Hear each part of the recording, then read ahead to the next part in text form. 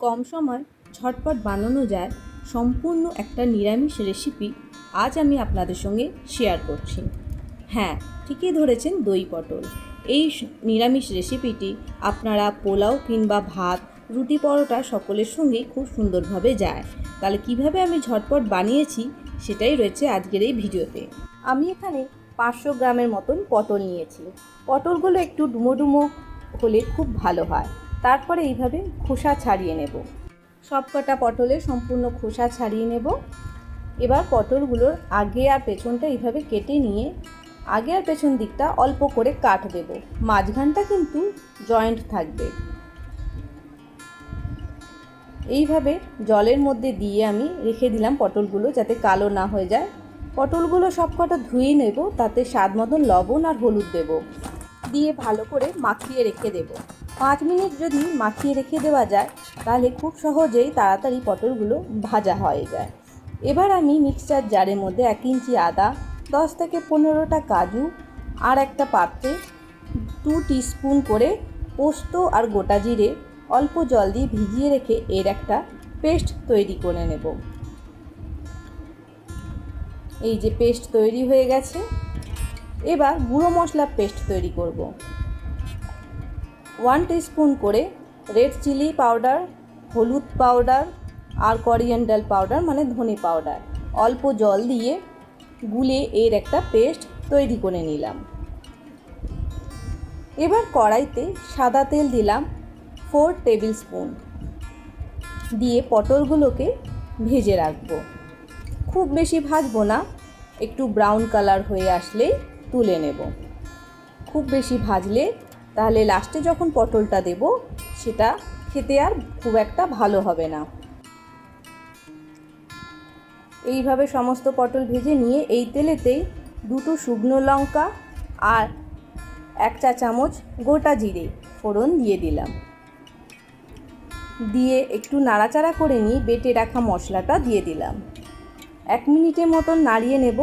আর মশলার পাত্রে যেটুকু লেগেছিল অল্প জল এতে কড়াইতে দিয়ে দিলাম।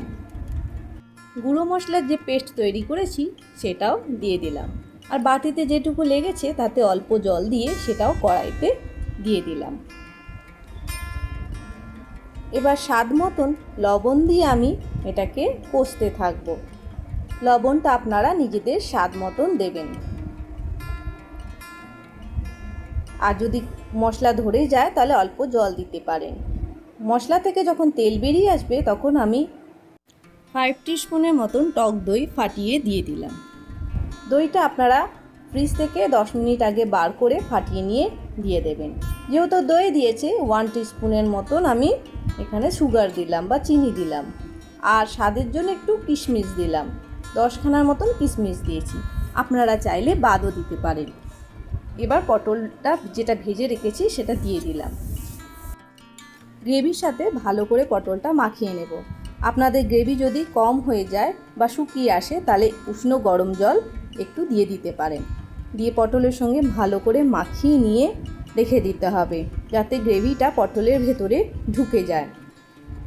এবার আমি 5 মিনিটের মতন চাপা দিয়ে লো ফ্লেমে গ্যাসটা দিয়ে রেখে দেবো।